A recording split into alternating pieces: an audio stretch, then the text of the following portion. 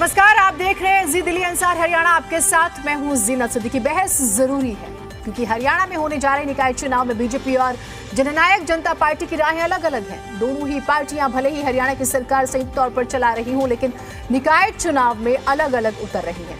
हरियाणा निकाय चुनाव में बीजेपी और जेजेपी दोनों ही पार्टियां आमने सामने होंगी। बीते दिनों हिसार में हुई हरियाणा बीजेपी की बैठक में बीजेपी ने निकाय चुनाव अकेले लड़ने का फैसला कर लिया। बीजेपी ने साफ कर दिया है कि निकाय चुनाव में वो जजपा के साथ नहीं लड़ेगी। बीजेपी के इस फैसले को जेजेपी के लिए बड़ा झटका माना जा रहा है। साथ ही माना जा रहा है कि क्या गठबंधन में अब गांठ तो नहीं पड़ गई है, और क्या बीजेपी के इस फैसले का असर सरकार पर दिखेगा। और गांठ से यहां पर मतलब है टूटने के बाद वाली गांठ।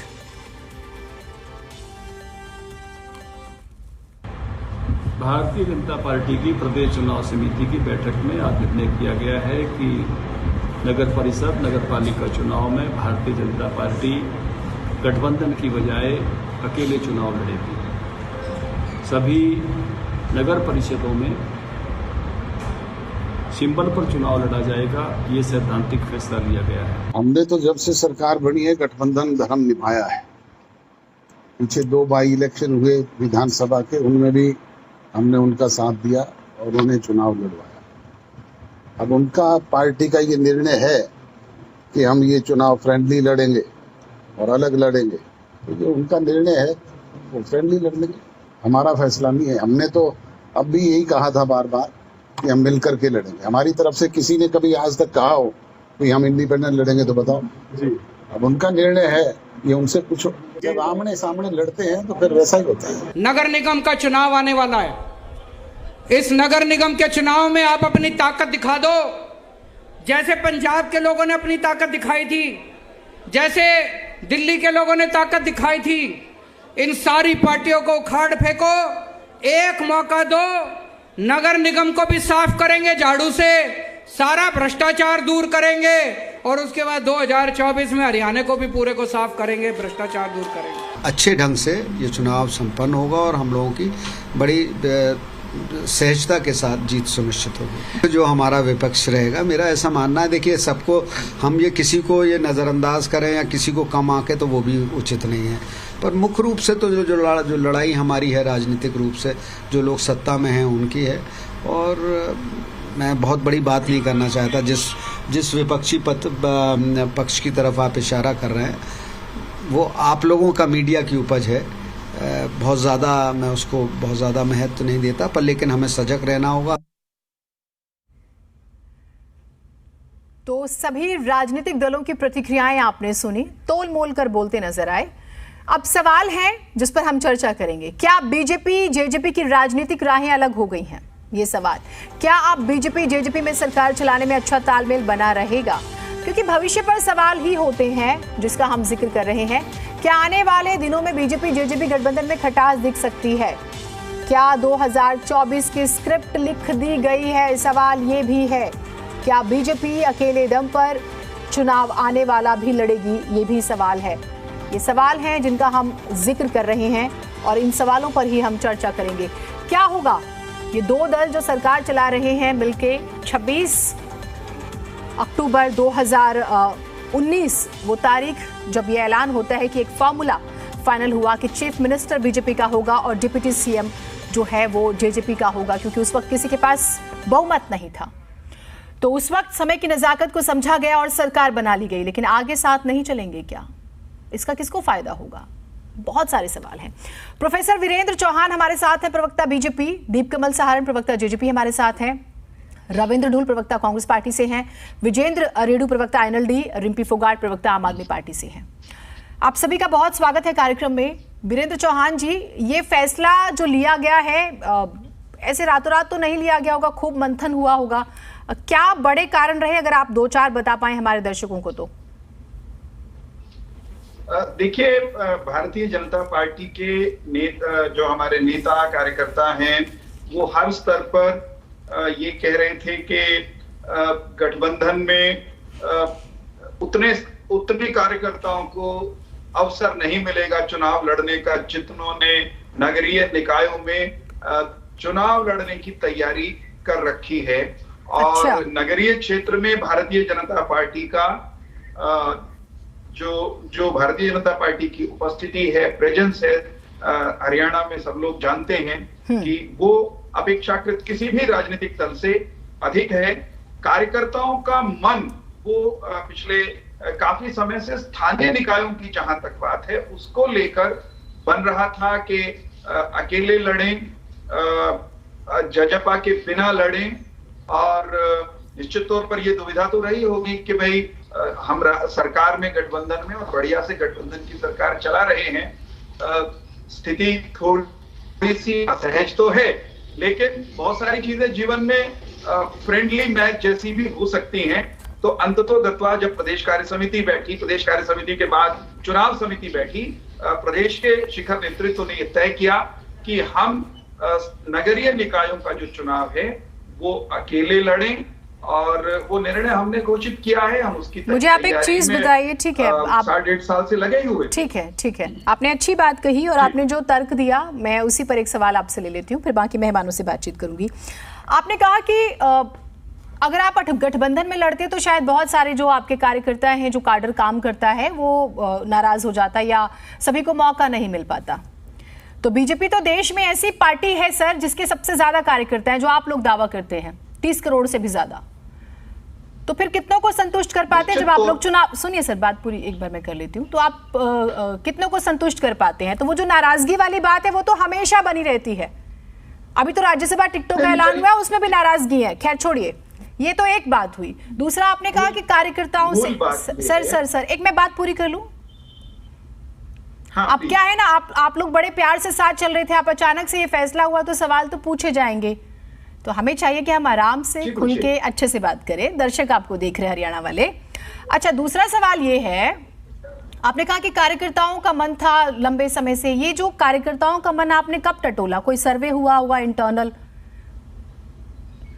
नहीं, भारतीय जनता पार्टी के पास हरियाणा में किसी भी दूसरे राजनीतिक दल से ज्यादा विस्तृत और बूथ नहीं, पन्ना प्रमुख और आधे पन्ने प्रमुख वो तक तो का देश में ही है, मैंने तो जिक्र किया सर, वो देश में ही है। मुझे आपने प्रश्न किया, उत्तर तो मेरा अधिकार बनता है ना। हाँ, बोलिए आप। मैं ये कहता हूं, भारतीय जनता पार्टी के पास धरातल पर पन्ना प्रमुख और नीचे उससे भी एक कदम नीचे आधा पन्ना प्रमुख तक का संगठन है। उस संगठन में फीडबैक का एक प्रोसेस निरंतर चलता रहता है।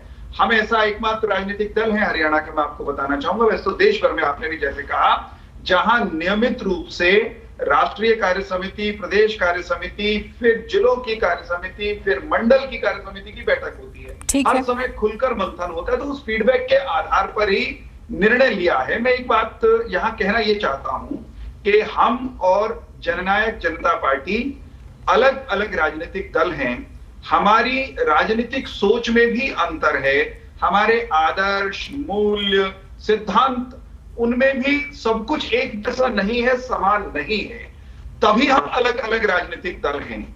विधानसभा के चुनाव से पहले हम एक दूसरे के खिलाफ संग्राम में थे, और राजनीतिक परिस्थितियों ने हमको एक मंच, एक मोर्चे पर, अब ये तो बड़ी अजीब बात है ना, परिस्थितियां जब आप, नहीं सर, ये तो बहुत, आपने देखिए, आपने स्वीकार की, सुनिए तो सही, सुनिए, नहीं बात पूरी होगी सर, काउंटर सवाल तो होंगे, एक सेकंड सुनिए तो सही, नहीं, आप ये कह रहे हैं कि आपका मूल ही अलग है, फिर सिर्फ सत्ता के लिए साथ आए थे क्या?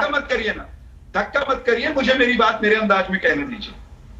नहीं, मैं सुनिए सर, एक सेकंड, आपको काउंटर सवालों का सामना करना पड़ेगा, ये मैं आपको स्पष्ट कर दूं, ना सिर्फ आपको, पैनल पे बैठे किसी भी मेहमान को आपसे काउंटर सवाल होंगे। मैं आपके मन मुताबिक थोड़ी चलूंगी, नहीं, आपका कंफर्ट नहीं यहाँ पे देखा जाएगा। 10 सेकंड में बात पूरी कीजिए आप। मुझे बात पूरी करने से आप रोकेंगी तो मैं दोबारा वहीं से शुरू करूंगा। मैं विनम्रता से आपको रोक नहीं रही हूं, मैं आपसे सवाल पूछ, शायद सवाल आपको तीखे लग रहे हैं इसलिए आप ये व्यवहार कर रहे हैं। नहीं, आपने एक भी तीखा सवाल नहीं पूछा, धन्यवाद। ये तीखा ही सवाल है, और तीखा भी, और ये तीखा ही सवाल है। क्या सत्ता के लिए साथ आए थे जब मूल एक नहीं था? तो सीधा सर, क्या मूल एक नहीं था तो सत्ता के लिए आए थे? आप उल्टी बात कर रही हैं। मैं जो कह रहा हूं, आपके शब्द ही मैं इस्तेमाल कर रही हूँ, आपने जो कहा है वही इस्तेमाल कर रही हूँ। शब्दों, मेरी बात तो पूरा होने दीजिए देवी जी। मैं ये कह रहा हूं, हमारे कॉन्स्टिट्यूशन अलग अलग हैं, हमारे राजनीतिक प्रतिमानों में अंतर है, तभी तो हम अलग अलग दल हैं और अलग अलग दल हरियाणा की राजनीतिक परिस्थितियों में इकट्ठे आए।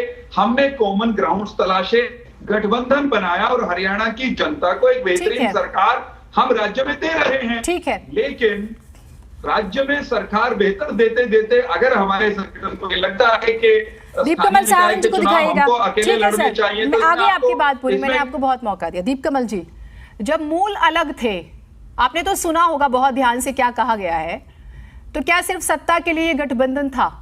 क्योंकि आज भी अजय चौटाला जी को मैंने सुना, दुष्यंत चौटाला जी को हम शुरू से सुनते आ रहे हैं और हमेशा सभी ने यही कहा कि साथ में लड़ेंगे, साथ में लड़ेंगे। तो क्या जेजेपी का इस्तेमाल हो गया सत्ता के लिए? मैं साफ सवाल पूछ रही हूँ। चलिए जीनत, एक बात के लिए तो मैं आपको धन्यवाद करूंगा कि पिछले 2.5 साल से हम तो शायद 250 बार ये सवाल सुन चुके हैं और जवाब दे चुके हैं कि जिस पार्टी के खिलाफ हमने वोट मांगे थे उसका साथ देकर सरकार क्यों बनाई। मैं पहली बार सुन रहा हूं कि ये सवाल किसी भारतीय जनता पार्टी के प्रवक्ता से पूछा जा रहा है। ये आज तक सारी जिम्मेदारी, सारा दोषारोपण और सारी जो नैतिकता है वो उसकी जवाबदेही जेजेपी से रहती थी। आपने एक नई शुरुआत की है, लेकिन जहां तक आप अब ये पूछ रही हैं कि दोनों पार्टियों का अगर मूल अलग है, जैसे कि वीरेंद्र चौहान जी कह रहे थे और बाकी सारी चीजें अलग हैं, तो फिर साथ क्यों आए थे? मैं आपको फिर से ले जाना चाहूंगा अक्टूबर 2019 में, जब हरियाणा की जनता ने ये तय किया था कि किसी भी एक पार्टी की बहुमत की सरकार हरियाणा में ना बने। उन्होंने भारतीय जनता पार्टी को 40 सीटें देकर प्रदेश का सबसे बड़ा दल बनाया था। ये आदेश दिया था कि भारतीय जनता पार्टी के नेतृत्व में सरकार बने। कांग्रेस पार्टी को 31 सीटें दी थी कि वो सत्ता से बहुत दूर रहे, आसपास भी ना फटक पाए और विपक्ष में बैठे चुपचाप। और जननायक जनता पार्टी को 10 सीटें मजबूती के साथ दी थी कि उनके सहयोग के बिना कोई सरकार ना बने और वो भारतीय जनता पार्टी की सहयोगी पार्टी बनकर सरकार चलाए। 40 जमा 10 50 यानी एक स्थायी सरकार, मजबूत सरकार। इस जनादेश को हरियाणा की जनता ने दिया था, जिसको जननायक जनता पार्टी ने सर माथे लगाया और लोगों के जनादेश के अनुसार अपनी पार्टी के कार्यकर्ताओं से, नेताओं से, 10 विधायकों से विचार विमर्श करके ये फैसला लिया कि जनतंत्र में, हमारे देश के संविधान में इस बात की पूरी संभावना है और हर राज्य में, हर दशक में, हर स्तर पर ये चीजें रही हैं कि चुनाव के बाद इस तरीके के गठबंधन होते रहे हैं। और क्योंकि हरियाणा को एक स्थायी सरकार की जरूरत थी, तेजी से विकास करना था, ऐसा विकास करना था जिसमें हमारी पार्टी की नीतियां भी लागू हो पाए। और भारतीय जनता पार्टी क्योंकि हरियाणा की सबसे बड़ी पार्टी बनकर आई थी, उनके नेतृत्व में उनके मुख्यमंत्री बनने, इन सारी बातों को ध्यान में रखकर हमने उस गठबंधन में जाने का फैसला लिया था। मुझे नहीं लगता कि हमारी जगह कोई भी और दल होता तो हम इस दीप कमल जी ये ठीक है, लेकिन अभी सुनिए ना दीप कमल जी, आपने जो बातें कही इस पर तो बहुत बात हुई, ठीक है, आप लोगों ने फैसला लिया, जनता ने किसके खिलाफ और किसके पक्ष में वोट दिया था वो जनता बेहतर जानती है। अब जनता ने ये तो नहीं कहा था कि आप लोग अलायंस बना ले, लेकिन ठीक है, वो समय की एक मांग थी भाई, जिसके खिलाफ आप लड़ रहे हैं, तो जनता ने तो ये नहीं कहा कि आप मिलकर सरकार बना ले। अभी तो मैं उस पर नहीं जाऊंगी। अब मेरा सवाल ये है कि आप लोग सुनिए तो सर, एक सेकेंड, आप लोग क्या इसके लिए तैयार थे? ये जो अब अलग अलग चलने की बातें हो रही हैं, हम पहले भी चर्चा में शामिल हुए हैं और वो कन्वर्सेशन भी मुझे याद है कि हमारी क्या बात हुई है डिबेट में। तो क्या आप लोग तैयार थे? मैंने आपसे प्लान भी पूछा था उस दिन भी, और आप ही थे सौभाग्य से उस चर्चा में। नहीं, हमने कोई प्लान भी नहीं बनाया था। हमारी पार्टी की नीयत बिल्कुल साफ थी कि हमें गठबंधन से चुनाव लड़ना है और पूरी जो 40 की 40 सीटें हैं सभी पर हमने अपने कार्यकर्ताओं को सक्रिय कर दिया था। वहां पर जो हल्का अध्यक्ष हैं वो और एक बाहरी दूसरी जगह का एक प्रभारी और जो संबंधित जिला है, 3 लोगों के नेतृत्व में वहां पर हमारी टीमें सभी 40 जगहों पर काम कर रही थी। 25 तारीख को ही डॉक्टर अजय सिंह चौटाला ने सबको निर्देश देकर भेजा था कि एक वार्ड के जो कार्यकर्ता हैं उनकी लिस्ट और वहां पर जो संभावित उम्मीदवार है सभी की लिस्ट हमें चाहिए और जल्दी से जाकर ये काम पूरा कीजिए। आजकल में वो काम पूरा भी हो गया है और उसके हिसाब से, क्योंकि अगर गठबंधन में लड़ते तभी भी 40 जगहों पर हमें जोर लगाना था, जहां पर हमारे उम्मीदवार होते तभी भी वहां पर हमारे कार्यकर्ता काम करते और जहां पर भारतीय जनता पार्टी के उम्मीदवार होते वहां पर भी काम करते। अब इस सूरत में बिल्कुल साफ कर दिया है डॉक्टर अजय सिंह चौटाला जी ने कि 40 की 40 सीटों पर हम अकेले चुनाव लड़ेंगे और वही जो टीम काम कर रही थी मजबूती से अपनी ताकत दिखाई। और अब आमने सामने भी रहेंगे आप लोग, ये भी बड़ा दिलचस्प होगा हरियाणा के संदर्भ में। रविंद्र धुर साहब, अब तो मिलके सरकार बना रहे थे, दिखाइएगा बाकी मेहमानों को भी। कांग्रेस पार्टी इस बात से खुश है, इस फैसले से कि नहीं या आप लोगों की अपनी क्या तैयारी, कैसे देख रहे हैं? क्योंकि कुछ लोग तो ये भी कह रहे हैं कि भाई ये तो 24 की स्क्रिप्ट लिखी गई है और ये एक टेस्ट है, ये इलेक्शंस जो हैं। देखिए जीनत, ये शुरुआत से मेरा मानना है कि ये पूरी तरह से स्वार्थ गठबंधन था और एक निहित स्वार्थ के तहत जो है, जहां पर जो है जनता ने भारतीय जनता पार्टी को हटाने के लिए इनको वोट दिया, तो इन्होंने विपक्ष में बैठने की जगह, क्योंकि इनका मैंडेट विपक्ष का भी था 10 सीटों का, ऐसा तो ये नहीं कह सकते कि भाई कांग्रेस ने 31 सीटें जीती इसलिए उसे विपक्ष में बैठना चाहिए, लेकिन जेजेपी ने 30 जीती इसलिए उसे सरकार का हिस्सा बनना चाहिए। 10 जीती, ठीक है ना? हाँ जी, वही कह रहा हूँ ना, जेजेपी ने 10 सीटें जीती तो उसे सरकार का हिस्सा बन जाना चाहिए। जनता ने ऐसा कुछ नहीं सोचा था, जनता बिल्कुल स्पष्ट थी। दुष्यंत जी जब उचाना गए तो जनता के अंदर उन्होंने पूछा था कि उन्होंने भाजपा के साथ जाना चाहिए या नहीं जाना चाहिए। बिल्कुल पब्लिक में वो पूरा का पूरा वीडियो सबके साथ में उपलब्ध है। जनता ने वहां पर आवाज लगाई थी कि नहीं जाना चाहिए। इनके खुद के विधानसभा क्षेत्र में भी विरोध था उसका। चलो बना इनका निजी फैसला है, उससे हमें कोई लेना देना नहीं है। लेकिन आज जो मजेदार स्थिति है वो मजेदार स्थिति है कि इन्होंने पहले ये कहते थे कि जनता का फैसला था कि सरकार जो है गठबंधन बनना चाहिए। अब भी क्या जेजेपी से जनता का फैसला मानती है कि भी इनको गठबंधन को अलग अलग लड़ना चाहिए? विचारधारा इनकी कभी सेम थी ही नहीं और इनका आइडियल भी, इनकी कोई भी चीज सेम नहीं थी। कॉमन मैनिफेस्टो जो बनाए इन्होंने, कॉमन प्रोग्राम बनाए, उसके ऊपर क्या काम किया है क्या नहीं किया है इसके ऊपर ये तो जनता जानती है, या ना तो ये आज ये डिबेट का विषय है। लेकिन जो मुख्य डिबेट का विषय है वो ये है, देखने वाली मजेदार चीज ये होगी कि क्या जेजेपी के उम्मीदवार जब वोट मांगेंगे भारतीय जनता पार्टी के उम्मीदवार के खिलाफ तो किस चीज को कहेंगे? सरकार के ने विकास नहीं किया वो बताएंगे, या ये बताएंगे कि सरकार में भ्रष्टाचार है, या ये बताएंगे कि सरकार में कार्यकर्ताओं के काम नहीं होते? यदि ये कहेंगे कि भारतीय जनता पार्टी और जेजेपी की सरकार ठीक चल रही है तो जनता इनको वोट क्यों दे, भाजपा को देगी? और दूसरी चीज ये नहीं कहते हैं तो इनका कोई नैतिक अधिकार है क्या भारतीय जनता पार्टी के साथ रहने का? मेरे हिसाब से इस गठबंधन अपनी अंतिम सांसें गिन रहा है, तो कभी भी टूटे, जब भी टूटेगा ये देखने वाली चीज होगी। ठीक है, एक सवाल और है आपके लिए। कल अरविंद केजरीवाल जी आए थे, आपने सुना होगा, वो कह रहे हैं कि जैसे पंजाब ने एक एग्जाम्पल सेट कर दिया, दिल्ली वालों ने जैसे एग्जाम्पल सेट कर दिया और यही निकाय चुनाव ही है, यहाँ पे भी अच्छे से सफाई कर देते हैं, चाहे कांग्रेस पार्टी रही हो या अभी की सरकार, सबने सिर्फ भ्रष्टाचार किया है। अच्छी बात है, केजरीवाल जी का स्वागत है। उन्हें उनकी पार्टी को यहाँ पर मजबूत तरीके से चुनाव लड़ना चाहिए। लोकतंत्र के अंदर किसी भी राजनीतिक पार्टी को आकर के मजबूती से चुनाव लड़ना चाहिए, उनका अधिकार भी है और जनता को भी, वोटर को भी अधिकार है कि वो उनमें से सर्वश्रेष्ठ पार्टी को चुने। पंजाब के अंदर उन्हें केजरीवाल जी को चुना जनता ने, हरियाणा के अंदर चुनेगी या नहीं चुनेगी ये लोकल मुद्दों के ऊपर है। इनसे हर चीज के ऊपर उत्तर मांगा जाएगा। जो ये पहले पंजाब में जाकर के बोल करके आए थे वो भी, जो हरियाणा में बोल रहे हैं वो भी, इनसे भी तो हम उत्तर मांगेंगे। कानून व्यवस्था पर, हर तरह की चीजों के ऊपर उत्तर मांगेंगे। मैं इसका जवाब जो आपने कही है बातें, दीप कमल और जो बीजेपी के मेहमान हैं वीरेंद्र जी, उनसे भी जवाब लूंगी। एक बार बाकी मेहमानों का भी रुक कर लेते हैं। आईएनएलडी के प्रवक्ता हैं वीरेंद्र रेडू जी। वीरेंद्र जी, ये जो अलायंस को लेकर जो स्थिति बनी और ये अलग अलग चलने वाली बात, इंडियन नेशनल लोकदल खुश है अंदर से? क्योंकि खूब बयानबाजियां हम देख रहे थे, अपने आप को चुनाव में कहां पर पाते हैं? या आपको भी था, जैसे ढूल साहब ने कहा कि ये तो तय था, ये तो होना ही था, अवसरवाद वाला गठबंधन था, जो आरोप उन्होंने लगाया? बिल्कुल जीनत जी, देखिए इंडियन नेशनल लोकदल पार्टी इन चुनावों के लिए बड़ी मजबूती से खड़ी है और अब हमने जो है ना पूरी तैयारी कर रखी है। हर प्रकार से जो चुनाव के लिए रणनीति बनानी होती है वो कंप्लीट रणनीति हमने बना रखी है और बड़ी मजबूती के साथ हम ये चुनाव लड़ने जा रहे हैं। नगर निकायों को 40 की 40 सीटों पर हमारे कैंडिडेट खड़े होंगे। दूसरी बात देखिए जीनत जी, जो ये घटना हुई है, मैं तो मानता हूँ कि बड़ी दुख की घटना है, बहुत ही निंदनीय और दुखदायी घटना है। जिस प्रकार से अक्टूबर 2019 में जो जनता ने मैंडेट दिया था, अभी हमारे जेजेपी के प्रवक्ता भाई कह रहे थे कि जनता ने मैंडेट ये दिया था कि 31 सीट लेकर के सत्ता से बहुत दूर रहे कांग्रेस और 40 सीट लेकर के बिल्कुल सत्ता के नजदीक आ जाए और हमारे हाथ में चाबी दे दी जनता ने कि तुम सरकार को बना लो। देखिए किस प्रकार से बात का मैनिपुलेशन किया जा रहा है। बिल्कुल जनता न तो भाजपा को सरकार बनाने देना चाहती थी और न ही कांग्रेस को बनाने देना चाहती थी। कहीं न कहीं उस वक्त में जनता में एक भावना थी कि ये जननायक जनता पार्टी है, शायद ये कुछ अच्छा करेगी और ये भारतीय जनता पार्टी को हरियाणा प्रदेश से निकालने का काम करेगी, इनको सत्ता से हटाने का काम करेगी। लेकिन क्योंकि भारतीय जनता पार्टी बड़ा दल था, इसलिए सत्ता के लोभ और लालच में जननायक जनता पार्टी ने भारतीय जनता पार्टी के साथ गठबंधन किया। और देखो, और एक सबसे बड़ी बात देखिए, इन्होंने गलती कहाँ की, जीनत जी, इन्होंने स्वयं जाकर के समर्थन देने का काम किया। ये सबसे बड़ी भूल मैं मानता हूँ।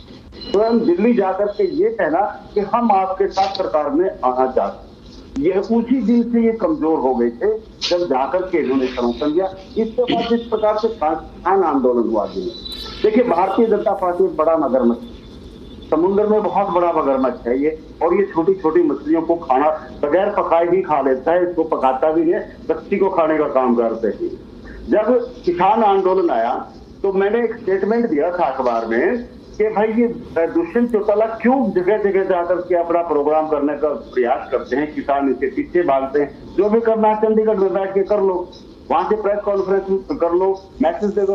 लेकिन दुष्यंत जी चाहे हिसार में हॉस्पिटल उद्घाटन की बात थी, वहां गए, जींद में कई इन्होंने प्रोग्राम किए।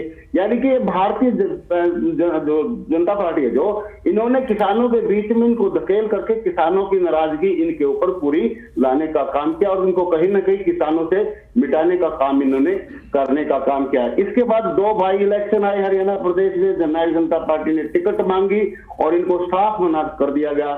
फिर भी ये लोग नहीं समझे कि भारतीय जनता पार्टी तुम्हारी हितैषी नहीं हो सकती है।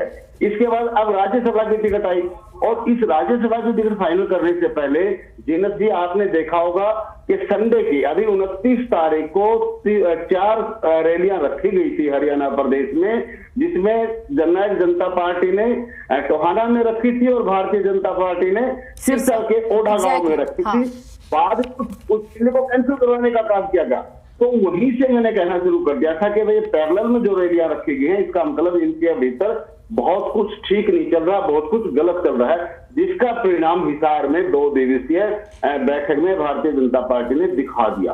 आज जो जननायक जनता पार्टी है, आज तक ये गठबंधन की तैयारी कर रही थी, गठबंधन में चुनाव लड़ेंगे, इनकी पूरी तैयारी गठबंधन के हिसाब से चल रही थी। एक सवाल और उठता है सर, एक सवाल, मैं आपके मगरमच्छ वाली बात पर तो जवाब ले लूंगी बीजेपी के प्रवक्ता से। एक सवाल और, ठीक है ना, अगर ये साथ में नहीं आ रहे हैं तो, और कोई भी दल जो राष्ट्रीय दल है, अगर हम इतिहास ही उठाकर देख लें तो हर राष्ट्रीय दल ने क्षेत्रीय दलों को अपनी सहूलियत के हिसाब से अपने साथ रखा और पैरेलली कोशिश की कि वो खुद भी मजबूत हो जाए। अब जैसे बीजेपी के लिए कहा जाता है कि वो शहरों की पार्टी है, लेकिन बीजेपी का ये अधिकार बनता है कि वो गांव में भी खुद को मजबूत करे और अकेले दम पर चुनाव लड़े। तो इसे हम गलत भी कैसे कह सकते हैं, मुझे आप ये बताइए। नहीं मैडम, तो बिल्कुल गलत है। देखिए, बिल्कुल गलत है। गठबंधन का जो धर्म होता है, जब आपने मेल मिला लिया है तो कहीं आप मजबूत हैं, कहीं मैं मजबूत हूँ, तो इसका मतलब ये नहीं है कि जहाँ मैं मजबूत हूँ तो वहां तो मैं अकेला रहूंगा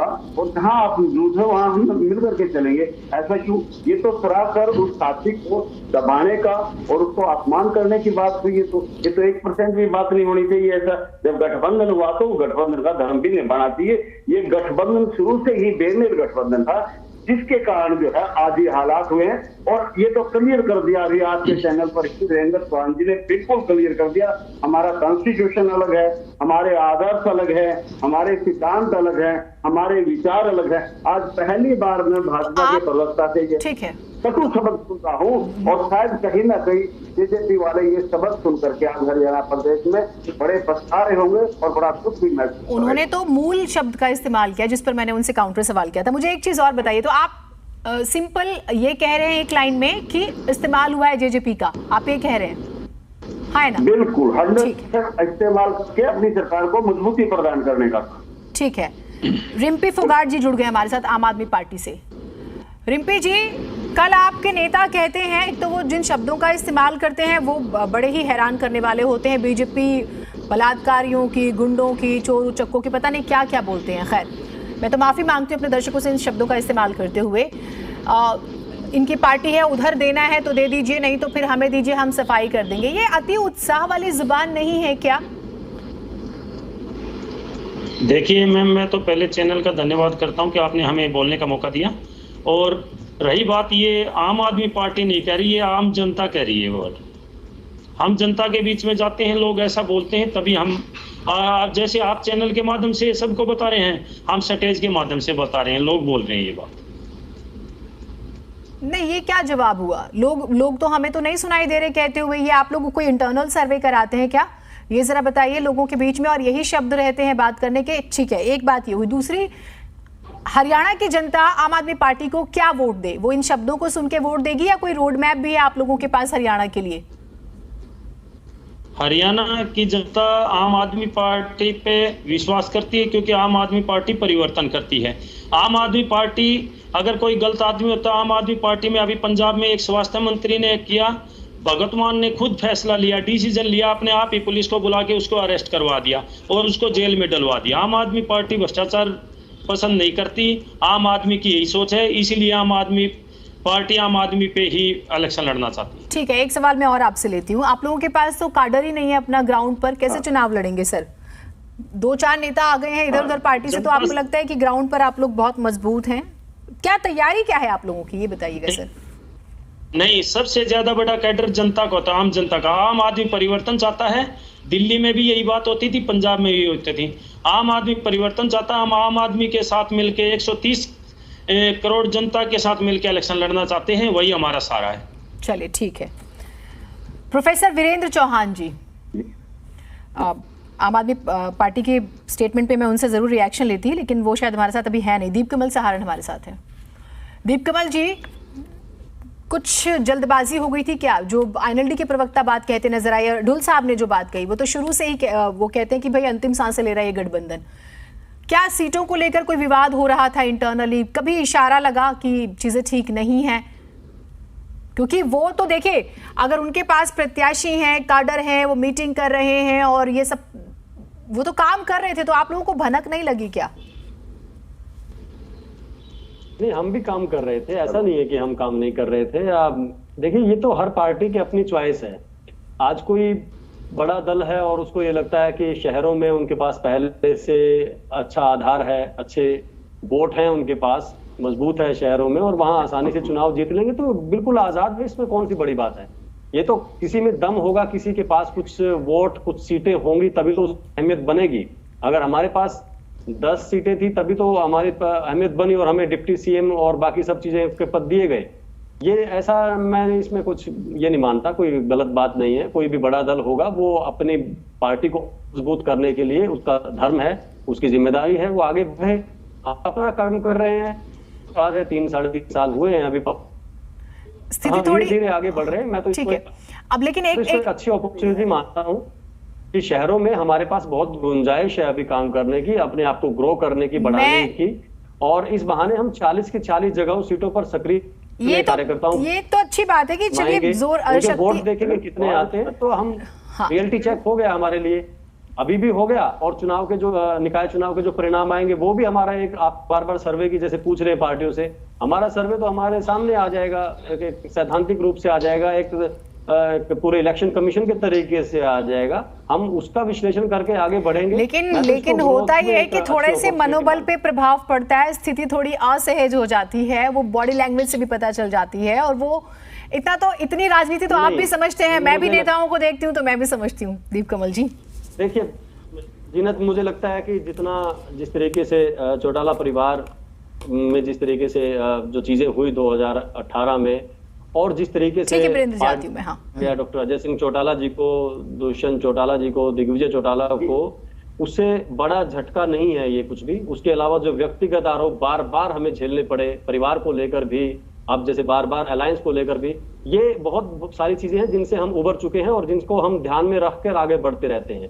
अब ठीक है, आप हमारी को क्या करना चाहिए था और क्या नहीं करना चाहिए था, उसका लंबा चौड़ा विश्लेषण वो पार्टी करे जिसके पल्ले सिर्फ 2% वोट रह, एक विधायक रह गया है, मुश्किल से 6000 वोटों से जीता हुआ, वो हमें ज्ञान दे, तो ये एक उनकी गलतफहमी हो सकती है कि उनका राजनीतिक विश्लेषण किसी रूप से हमारे लिए काम का है। हमारी पार्टी के अंदर सक्षम नेता हैं, के अंदर रणनीतिकार लेकिन अभी आईएनएलडी के प्रवक्ता ने जो भी बातें कही उसमें मुझे फिक्र ज्यादा नजर आई। शायद वो परिवार का एक एहसास होता है, कुछ ऐसा था क्या?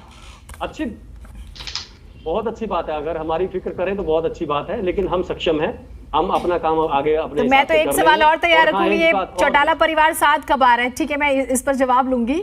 अब यही तो होता है परिवार। ठीक है, चलिए थोड़ा सा हाइपोथेटिकल है। हाँ, अच्छा जल्दी से बोल दीजिए। हाँ, बाकी मैं बाद में एक बात मैं कहना चाहूँ, कांग्रेस के लोगों को बड़े चाव से एक बात कहने में आनंद आता है कि हमने जो वोट लिया था वो बीजेपी के खिलाफ लिया था, सारी जिंदगी जेजेपी वोट कांग्रेस के खिलाफ लेगी। इस चुनाव में भी, निकाय चुनाव में भी, अगले चुनाव में भी, उसके बाद भी कांग्रेस के आसपास भी जेजेपी कभी नहीं पड़ती। ये दोहरे मानदंड वाले लोग हैं जो महाराष्ट्र में सरकार बना लेते हैं, एक दूसरे के खिलाफ वोट मांग, और उसके बाद 3 दल मिलकर सरकार बना लेते हैं। लेकिन हरियाणा में इनको जेजेपी से नैतिकता चाहिए, खुद किया हुआ चलिए ठीक, मैं इस पर मैं जवाब लूंगी, आपने जो बात कही है, ठीक है, वैसा नहीं होना चाहिए, ठीक है सर। अच्छा एक चीज और, अच्छा जल्दी से बोलिए सर, बाकी मेहमान भी इशारा कर रहे हैं। जल्दी से। इसी हरियाणा कांग्रेस के कर्णधार, आज के कर्णधार बेताब थे अक्टूबर 2019 में कि 31 जनवरी से हमारे साथ आ जाओ, हम सीएम बन जाएंगे, आपको EPC और सब कुछ दे देंगे। इसी के कर्णधार वही जो आज करता धरता बने हुए हैं। तब हम ठीक हो जाते हैं, अगर हम अलायंस में ले लेते, उनके साथ सरकार बना लेते, तब हम ठीक हो जाते हैं। चलिए ठीक है, धुल साहब आप इसका जवाब तैयार रखिएगा। ठीक है सर, आपकी बात वो समझ गए होंगे, वो मुस्कुरा रहे हैं। हाँ प्रोफेसर वीरेंद्र जी, अभी INLD के प्रवक्ता जो थे उन्होंने एक बात कही, विजेंद्र जी मैं आपसे भी इसका जवाब ले लूंगी, आप भी इशारा करें, लेकिन वीरेंद्र जी उन्होंने कहा कि दरअसल भारतीय जनता पार्टी एक मगरमच्छ है जो छोटे छोटे दलों को उन्होंने मछली की संज्ञा दी और ये कहा कि वो उसे खा जाती है। आपने सुना ही होगा, खुद ही सुना होगा आपने अभी। जी मैंने बिल्कुल सुना। राजनीति में सब दलों को, प्रजातांत्रिक राजनीति में सब राजनीतिक दलों को आगे बढ़ने का, अपना विस्तार करने का अधिकार है। बिल्कुल ठीक बात। कभी कोई दल ऊपर होता है, कभी कोई दल नीचे होता है। जनता का मन, मूड, जनमत, उसकी दिशा बदलती रहती है। तो जनता निर्धारित करती है कि किसको आगे बढ़ना है, किसको छोटे आकार में रहना है। इसमें किसी को मगरमच्छ कहने की बात करना, ये बेतुकी और कुतर्क वाली बात मुझे दिखाई देती है। और जो हम पर मगरमच्छ होने का आरोप लगा रहे हैं, उन पर तो, उस राजनीतिक दल पर तो, इंडियन नेशनल लोकदल और उसके वर्तमान नेतृत्व पर तो अपने ही परिवार के बच्चों का राजनीतिक जीवन खा जाने का षड्यंत्र करने के आरोप हैं। तो खुद मियां फजीहत, ठीक है, एक मिनट, हाँ बोलिए, आप बोलिए। खुद मियां फजीहत औरों को नसीहत, सियासत में ऐसा होना नहीं चाहिए। रेडू सर सुनिए एक मिनट, मुझे मेरी बात पूरा करने दीजिए। ऐसे ही ये बात चलाना, ये डिस्कोर्स चलाना कि हरियाणा में भाजपा जजपा का गठबंधन सत्ता के लिए था, अवसरवादी था। भाई राजनीति करने में, राजनीति के क्षेत्र में जो भी दल काम करते हैं वे निश्चित तौर पर सत्ता के लिए करते हैं, और सत्ता में हम स्वयं आकर जनता की सेवा करें, यह हर दल का संकल्प होता है, उसके लिए सब काम करते हैं। लेकिन दूसरों पर सवाल उठाने से पहले एक सवाल, अच्छा ठीक है, चलिए वो मैं उसका जवाब लूंगी, लेकिन वीरेंद्र जी एक बात बताइएगा, क्या इस फैसले के बाद शुरू से कर रही है मेरे साथ? जी दिस इज नॉट फेयर। आप किसी को टोकती नहीं है, मेरी बात शुरू होने से पहले आप बंद करना। आपको शायद कुछ पर्सनल प्रॉब्लम है मेरे ख्याल से सर, सभी को टोका गया, सभी से सवाल लिए गए। आप नहीं, आपको याद नहीं होगा, जाके इस डिबेट को सुनिए, एक सेकंड सर, इस डिबेट को जाके दोबारा देखिएगा। शुरू के 10 मिनट मैंने सिर्फ आपसे बात की है। नहीं, अगर आप ये तय करके आए कि पूरी डिबेट को हाईजैक कर लेंगे, मेरे प्रोग्राम में ऐसा नहीं होगा। आपको भी नहीं करने दूंगा। नहीं, आपको काउंटर सवाल फेस करने पड़ेंगे। नहीं, ऐसे नहीं होता। आप जाके डिबेट देखिएगा घर पर। एक मिनट सुनिए, शुरू के पूरे 10 मिनट मैंने आपसे बात की है। आप ये थोड़ी है कि आपसे सवाल नहीं पूछे जाएंगे, बिल्कुल गलत बात है। ये गलत रवैया आप लोगों का है डिबेट में। प्लीज इसे ठीक कीजिए और थोड़ा नर्म होकर बात किया कीजिए, थोड़ा सा नर्म होकर बात कीजिए। और अब मेरा सवाल सुनिए। मेरा सवाल आपसे ये है, और आपको मेरे सवाल का जवाब देना होगा। मेरा सवाल आपसे ये है कि क्या इस फैसले के बाद छवि खराब नहीं हो गई, मैसेज गलत नहीं चला गया? जीनत मैं उत्तर दे रहा हूं, सुनने की हिम्मत रखें। मेरी हिम्मत नहीं, आप में हिम्मत की ज्यादा जरूरत है। आपको हिम्मत की जरूरत है। भविष्य में आप डिबेट में बैठे, मेरा मशवरा है, धैर्य के साथ सुनिए, नरमी के साथ बात कीजिए। जितनी पत्रकारिता का आपका अनुभव है, उससे अधिक का मेरा अनुभव भी है। दर्शक देख रहे होंगे सर, दर्शक देख रहे होंगे, दर्शक देख रहे हैं आपको। मुझे अपने प्रश्न किया, दर्शक आपको देख रहे हैं। अरे भाई, आपको जाना है जनता के बीच में सर, आपसे तो ज्यादा संयम की उम्मीद की जाती है। सवाल के जवाब पर आइएगा। आप उत्तर देने दीजिए, बीच में मत बोलिएगा, बस यही अनुरोध है। आज वैसे भी हिंदी पत्रकारिता दिवस, आपको शुभकामनाएं। मैं ये काउंटर सवाल आपसे होंगे, आप इसके लिए तैयार रहिएगा। आप उत्तर देने देंगी कि नहीं, मैं ये पूछ रहा हूँ। मैं शुरू हो जाऊं? 10 सेकंड में बात पूरी कीजिए। 10 सेकंड में हिंदुस्तान में कोई बात कर सकता है क्या? आप जितना वक्त बर्बाद कर रहे हैं, मुझे लगता है आप लोग कुछ तय करके आते हैं क्या? आप सवाल पे जवाब नहीं देंगे, आप दुनिया जहान की बातें कर लेंगे। हर 3 सेकंड में बोल रही हैं, मैं उत्तर मुझे देने दीजिए। तो आप अजीब बातें कर रहे हैं। मैं किसी और प्रवक्ता से बात करूंगी, आप जल्दी से अपनी बात पूरी कीजिए प्लीज। कैसे करेंगी? नहीं, ये कोई तरीका है क्या? मैं उत्तर दे रहा हूं, मेरा उत्तर सुनिए। मैं ये कह रहा हूं कि जो राजनीतिक दल हमको उपदेश दे रहे हैं गठबंधन को लेकर, उन्हें क्या अपने गिरेबान में झांकना नहीं चाहिए? कांग्रेस के प्रवक्ता को मैंने प्रवचन देते हुए सुना, ये उसी पार्टी के प्रवक्ता है ना जो महाराष्ट्र में हिंदुत्व की प्रतीक, हिंदुत्व की पताका लेकर चलने वाली शिवसेना के साथ सरकार बना लेते हैं और खुद को फिर अपनी ही परिभाषा के अनुसार सेकुलर घोषित किए रहते हैं। एक बात ये, एक आपने बाकी मेहमानों को दिखाइएगा, ठीक है?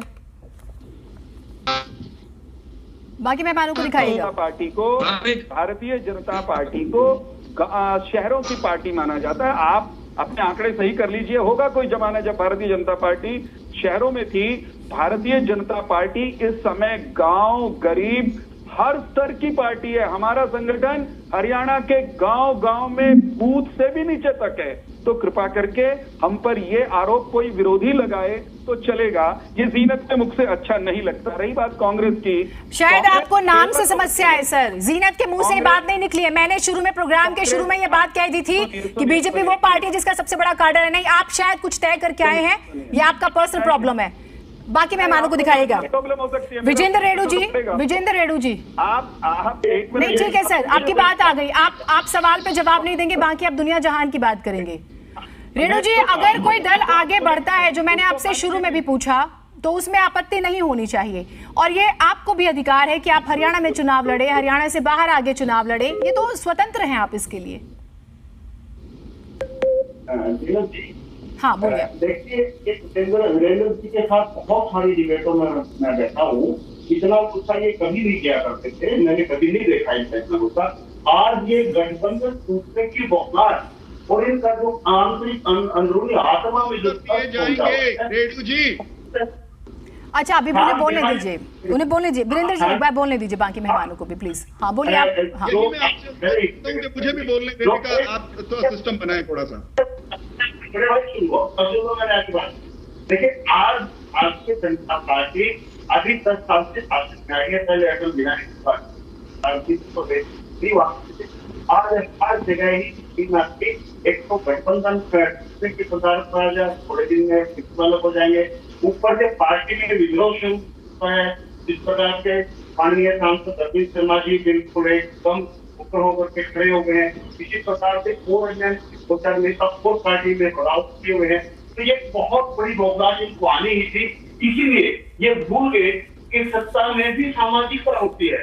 अरे अब चुनाव आ गए, पहले बाई इलेक्शन में तो आपने जम के प्रयोग किया, समन सारण का जम के प्रयोग किया, और बल्कि ये आपके हम हुआ करते थे, बीजेपी वाला स्टेटमेंट हुआ करते थे। तो क्योंकि मैं सबसे बात करता था, आपने दोनों बाई इलेक्शन प्रयोग किया इनका, और जब मेरी इलेक्शन आ गई, ये निकायों के इलेक्शन है, तो आपने इनको ऐसे निकालने का काम कर दिया जैसे कोई व्यक्ति दूध जैसे मक्खी निकाल के सही देता है। तो इसमें सामाजिकता आप, ये तो एक बात हुई क्या कभी? अच्छा ठीक है, ये तो एक बात हुई ना। दूसरी बात मैं आपसे पूछ लेती हूँ, मैं अभी दीप कमल जी से भी पूछूंगी। साथ आने का कुछ ख्याल है चौटाला परिवार का? अगर आप इतनी फिक्र अगर यहाँ इस टेलीविजन मंच पे दिखा रहे हैं, तो कोई ख्याल है आप लोगों का साथ आने का? कुछ देख सकता है हरियाणा साथ? नहीं, दीप कमल जी ने सवाल कर दिए बिहार के, मेरे को कहने की जरूरत नहीं, स्पष्ट रूप से कह दिया कि ऐसे 10 भी हमारे को शिक्षा देते हैं जिनके पहले 2% वोट भी है। इनकी जो बात है स्पष्ट है कि ये नहीं आएंगे करके, ये बीजेपी में बैठ जाएंगे, लेकिन अपने परिवार के साथ इनका आने का शायद मन नहीं है। मतलब, और मैं तो पूछना चाहता हूँ आपके चैनल के माध्यम से समस्त जननायक जनता पार्टी से कि जब ये समाज में वोट मांगने के लिए जाएंगे तो क्या कह करके मांगेंगे? अगर सरकार की बुराई करेंगे तो किस मुंह से करेंगे कि सरकार में बैठे हैं? अगर ये सरकार की बुराई, ये तो आप ठीक है, ये तो आप रिपीट करें सर जो बात आपने पहले कही है। ढुल साहब, महाराष्ट्र का एग्जाम्पल आप लोगों को बार बार दिया जाता है आपने सुना ही होगा, क्या काउंटर है आपके पास इसका? बिल्कुल सुना है जीनत। देखिए, उस कंडीशन में इस कंडीशन में बहुत गहरा फर्क है। पहली बात तो हमें इस बात को समझना चाहिए कि महाराष्ट्र के अंदर पहली सरकार बनी भारतीय जनता पार्टी की और साथ में शिवसेना की, जिसे अनैतिक और बड़े गलत असंवैधानिक तरीके से तोड़ा गया। उसके बाद जाकर के कांग्रेस ने विपक्षी पार्टी के रूप में बात की और कांग्रेस के साथ में वहां पर शिवसेना ने बात की और बाद में गठबंधन महागठबंधन अखाड़ी जो बनकर के सामने आया वो जनता के सामने आया। और उसके बाद हमने जो निकाय के चुनाव है, छोटे चुनाव है, सभी के सभी एक साथ मिलकर के लड़ रहे हैं। ये अलायंस जो है भाजपा और शिवसेना के अलायंस के टूटने के बाद बना, न कि चुनाव के तुरंत बाद। दोनों इस बात में बहुत ज्यादा फर्क है, इस बात को समझिए। नहीं, उस टाइम भी महाराष्ट्र में भी देखिए वो चीफ मिनिस्टर, ये कहा गया कि भाई एक इंटरनल मीटिंग होती है, उसमें फैसला हुआ था 2.5 साल कौन रहेगा, 2.5 साल कौन रहेगा। उसके बाद वो साथ ही नहीं आ पाए, नंबर्स की तो जो भी सिचुएशन थी, और उसके बाद फिर हमने देखा परिवार फैमिली से एक व्यक्ति आता है, वो सारी चीजें ठीक है। लेकिन यहाँ पर आप लोग कैसे इसका काउंटर करेंगे, ये सबसे बड़ा सवाल है ना। अभी आपने चर्चा में भी सुना उस लिहाज से, और बार बार अभिदीप कमल जी ने कहा कि भविष्य में या जिंदगी में कभी भी कम से कम हम कांग्रेस के साथ तो नहीं आएंगे, आप ही लोग जो है सरकार बनाने के लिए न्योता दे रहे थे बार बार। उन्होंने डायरेक्टली ये बड़ा क्लियर है कि वो हुड्डा साहब का जिक्र कर रहे थे। आप समझिए ये तब बीजेपी में थे। बिल्कुल बिल्कुल बिल्कुल, क्योंकि जेजेपी को केवल प्रॉब्लम हुड्डा साहब से होती है और किसी से वैसे भी नहीं होती है। अब क्यों होती है ये तो ये जाने। खैर, मुद्दा ये है कि भाई जब उस समय पर पब्लिक स्टेटमेंट आई थी, जब जेजेपी को इनवाइट किया गया था कि भाई आप जो है हमारे साथ मिलकर के गठबंधन में सरकार चलाइए, और यदि आपको सत्ता का इतना लोभ और मोह है तो आप खुद मुख्यमंत्री बनिए, क्योंकि जनता के लिए, हरियाणा के लिए बहुत आवश्यक था कि भारतीय जनता पार्टी की सरकार को उठाए फेंके और बाहर निकाल दे। उस समय पर ये जो बोला गया था हुड्डा साहब के द्वारा, वो हरियाणा के इंटरेस्ट में था। अभी यमुना पार भेजने के नारे लगा करके और यमुना से के तट से वापस ला करके इनको ताज पहना देंगे, और किस प्रकार की स्टेटमेंट्स मुख्यमंत्री जी के खिलाफ वहां पर दी जाती थी सार्वजनिक मंचों पर इनके बड़े नेताओं के द्वारा, मुझे रिपीट करने की जरूरत नहीं है, वो सबका सब पब्लिक में है।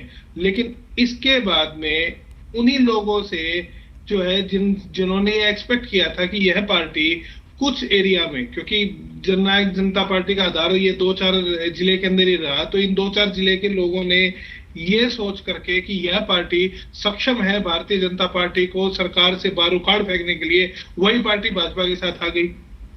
ये जो चीज थी ये बड़ी अजीब थी। अब इस बात को समझिए जीनत, ये चीज बहुत अजीब थी, और इस अजीब जो चीज थी उसको ही जो है आज ये फेस कर रहे हैं। आज इनका जो कथित नेचुरल अलायंस है, जो कि जनता ने तय किया था कि भाई इनका कांग्रेस को विपक्ष में रखना था, मैं कहता हूं कि जनता ने तय किया हम विपक्ष में रहना चाहिए, तो विपक्ष में हैं और खुश है और ईमानदारी से वहां पर काम कर रहे हैं। चलिए ठीक है, लेकिन आप ये नहीं बता रहे कांग्रेस कहां पर है। आपको ये तो बताना पड़ेगा ना कांग्रेस कहां पर है। आती हूँ सर, वीरेंद्र जी आती हूँ। हाँ, जल्दी से शॉर्ट में। हाँ मुझे ये कहना है, हाँ 10 सेकंड में बात पूरी कीजिए। ढूल साहब बात पूरी कीजिए 10 सेकंड में। शायद आप म्यूट है। हाँ, कांग्रेस विपक्ष में है और विपक्ष की जिम्मेदारी बहुतेरे ढंग से आप ये कह रहे हैं कि भविष्य में कभी, थोड़ा सा देखिए हाइपोथेटिकल हो जाएगा, लेकिन आप ये मान के चल रहे हैं कि अगर कभी भी ऐसी स्थिति बनी आप जेजेपी के साथ नहीं जाएंगे। उन्होंने तो कह दिया,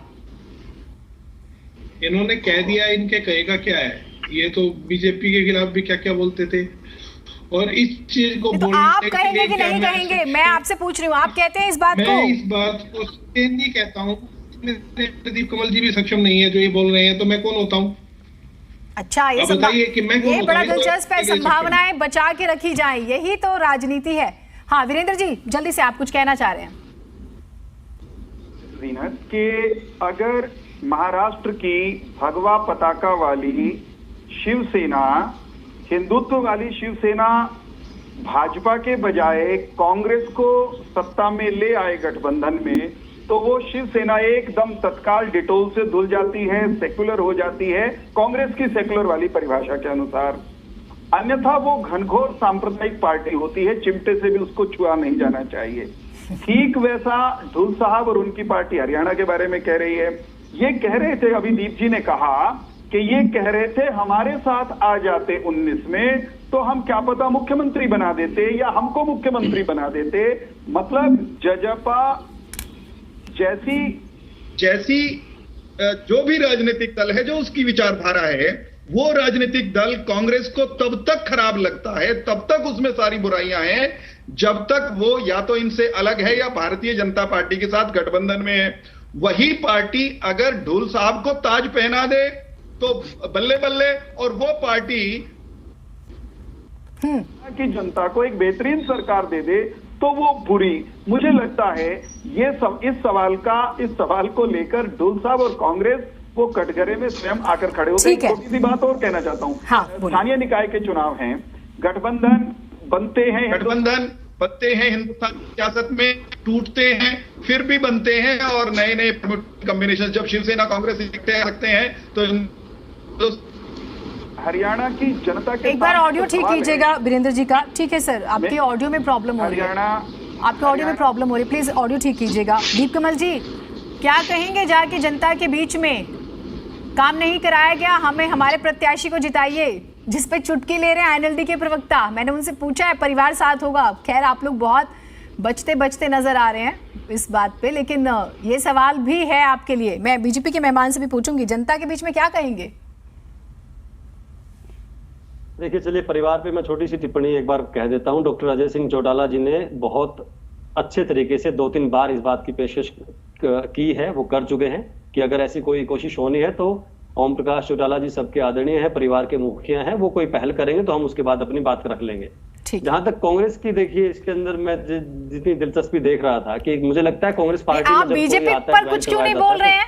आप पहले इस बात का जवाब, कांग्रेस में तो आप पिछले सेक्शन में नहीं, पिछले सेक्शन में भी आप कांग्रेस पर खूब बोल के गए।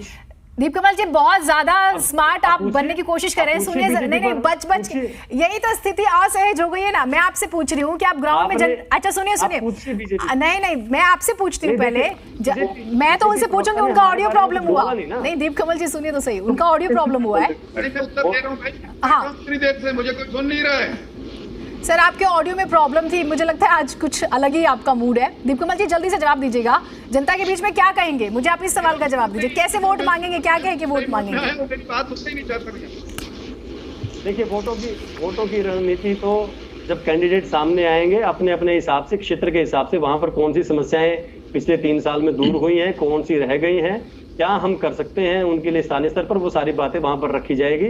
जहां तक आप कह रहे हैं कि बीजेपी के बारे में मैंने कुछ नहीं कहा, तो मैं बीजेपी हरियाणा का सबसे बड़ा राजनीतिक दल है। उनको सारी की सारी स्थानीय निकाय की जो है वो सीटें भी चाहिए अपने उम्मीदवारों के लिए। आप डिबेट में उनको स्पेस क्यों नहीं दे रही है पूरा? अच्छा, ये आपकी सुनिए, ये आपकी मजबूरी हो सकती है उनकी तरफदारी करना। मेरे लिए तो मेरे सारे पैनलिस्ट बराबर हैं। ये आपकी मजबूरी है और ये आप अपनी मजबूरी मुझ पर नहीं थोप सकती। नहीं दीप कमल जी, हाँ ठीक है, नहीं बड़ा स्पेस मेरे लिए, मेरे सारे प्रवक्ता बराबर है। आम आदमी पार्टी के प्रवक्ता जो है उनके पास तो मैं दोबारा जा भी नहीं पाई हूँ आप लोगों के चक्कर में।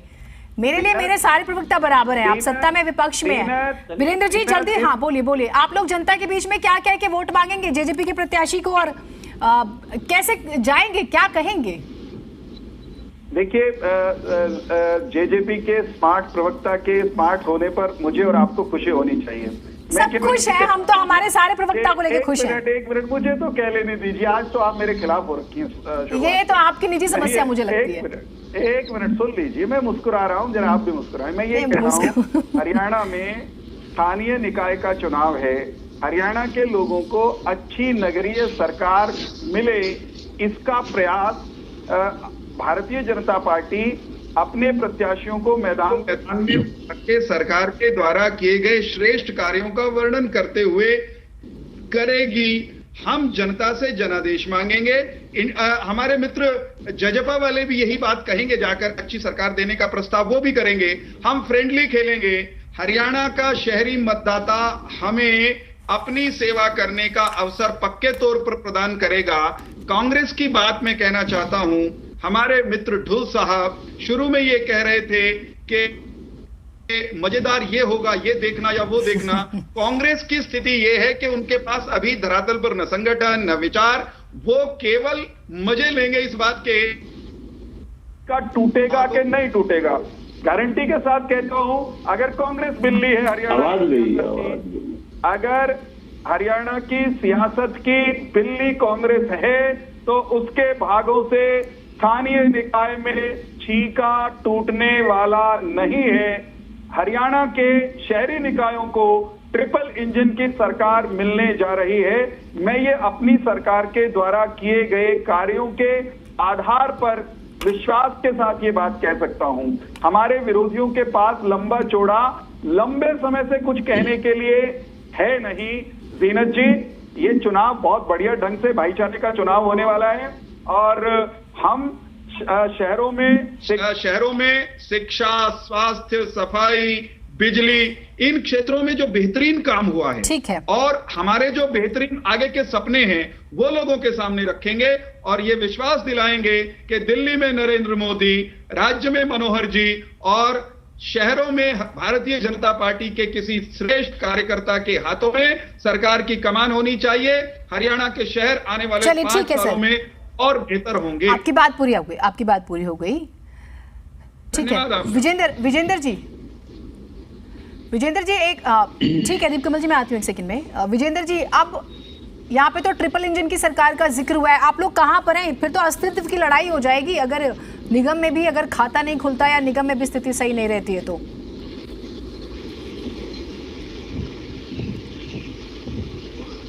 रेड्डी जी बोलिए।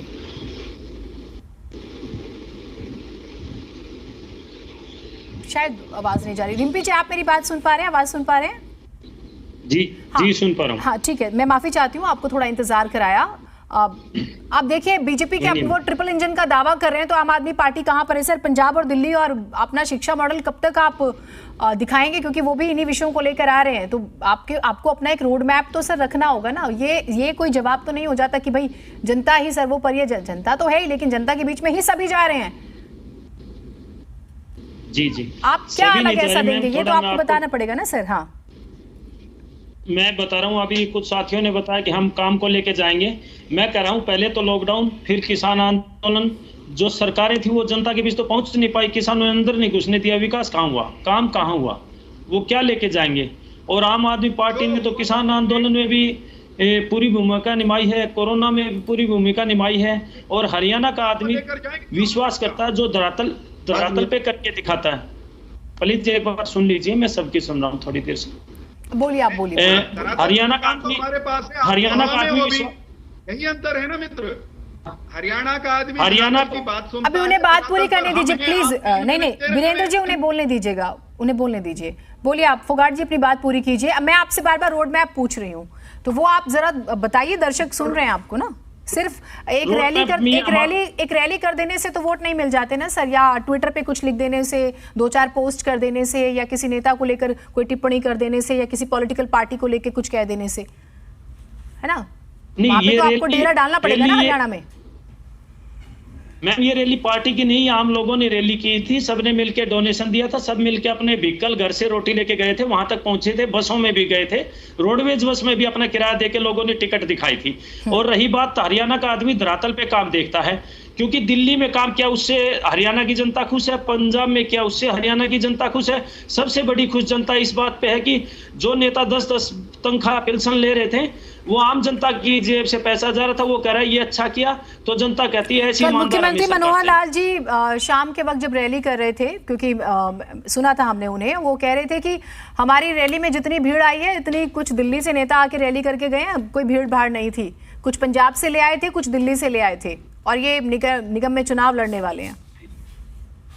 हाँ, देश के लिए लड़ाई लड़ रहे हैं मैम। कहीं से भी आदमी आ सकता है, हरियाणा से आदमी आ सकता है, पंजाब से आ सकता है, कहीं से भी आ सकता है। देश में बदलाव लाना है, एक मोहल्ले में बदलाव नहीं लाना है। चलिए, पर रोड मैप नहीं बताना है। धूल साहब, अपना फाइनल कमेंट दीजिएगा। हाँ, अच्छा जल्दी बोल लीजिए। मैं थोड़ा हाँ सॉरी मैम, मैं रोड मैप ये बताना चाहता हूँ, हम व्यवस्था परिवर्तन करना चाहते हैं, हम देश के में शिक्षा और स्वास्थ्य का काम करना चाहते हैं। इससे शुरुआत हम हरियाणा से करना चाहते हैं, क्योंकि केजरीवाल को लोग कहते हैं हरियाणा का लाल। तो हम ये चाहते हैं कि जो उसकी जन्मभूमि है वहां से हम दिल्ली मॉडल, पंजाब मॉडल लाके लगाएंगे। चलिए ठीक है, डूल साहब 10 सेकंड में बात पूरी कीजिए, फाइनल कमेंट। बाकी मेहमानों से भी मिलूंगी क्योंकि वक्त बहुत ज्यादा नहीं है। आप इंतजार कर रहे हैं, आप वो जो आपने सुना होगा वीरेंद्र जी का, वो कह रहे हैं कि बिल्ली के भाग से किस्मत चमकने वाली बात, तो बस अलायंस टूट जाए तो हम जीत जाएंगे। नहीं अलायंस लड़े, मैं तो कहता हूँ कि इनको लड़ना चाहिए एक साथ, इनका स्वागत करूंगा, एक साथ लड़े। कौन कह रहा है कि अलायंस टूट जाए? हम किसी अलायंस को तोड़ने के प्रयास नहीं कर रहे, हम तो फैक्चुअल्स बता रहे हैं कि टूटेगा, कब तक चलेगा ये देखने वाली बात है। ये जहां तक बात आम आदमी पार्टी की रही, इनका दिल्ली के अंदर तो आप विधायकों को पेंशन दीजिए, पंजाब में आप विड्रॉ कर लीजिए, इस तरह के जो ये ड्रामेबाजी, जो ये फेस जो मीडिया मैनेजमेंट करते हैं, वो बिल्कुल नहीं चलने वाला। वीरेंद्र जी, आप क्योंकि आपका कमेंट नहीं आ पाया, 10 सेकंड में आप कुछ कहना चाहें? रेडू जी बोलिएगा अपनी बात। वीरेंद्र, रेडू जी। हेलो, हाँ रेडू जी बोलिए प्लीज, रेडू जी बोलिए। रेडू जी, इन्होंने राजनीति, हाँ बिल्कुल वीरेंद्र जी मेरी बारी है। आप कह रहे थे कि राजनीति में गठबंधन बनते रहते हैं, टूटते रहते हैं, तो मैं जरा पूछना चाहता हूं आगे अब किसके साथ तैयारी है वो भी जरा खुलासा करें। दूसरी एक बात और आपने कही थी, सबको अवसर नहीं मिलेगा, इसलिए हमने गठबंधन को में अलग अलग चुनाव लड़ने का ये ऐलान किया है। तो क्या आपके हर जो काउंसिल में और कमेटी में एक ही आदमी है जिसको आप चुनाव लड़वाना चाहते हैं, वो संतुष्ट हो जाएगा, या कई आदमी तो ये नाराजगी तो फिर भी रहेगी? तो इसलिए वीरेंद्र भाई, ये तो छोड़िए बहानेबाजी, जो अंदर की खटास है वो सबके सामने आ चुकी है। जनता आपसे चलिए, वक्त की मेरे पास बंदिश है। बहुत शुक्रिया आप सभी का, जिन्हें वक्त मैं कम दे पाई मैं उनसे माफी मांगती हूँ। और कुल मिलाकर एक बात तो तय है कि ये निकाय चुनाव लिटमस टेस्ट हैं, सेमीफाइनल आप सरल शब्दों में समझिए। राजनीतिक दलों का भविष्य इसी के नतीजों से तय हो जाएगा, बहुत कुछ तय होगा। बहुत छोटा ब्रेक ले रहे हैं हम, कहीं मत जाइएगा।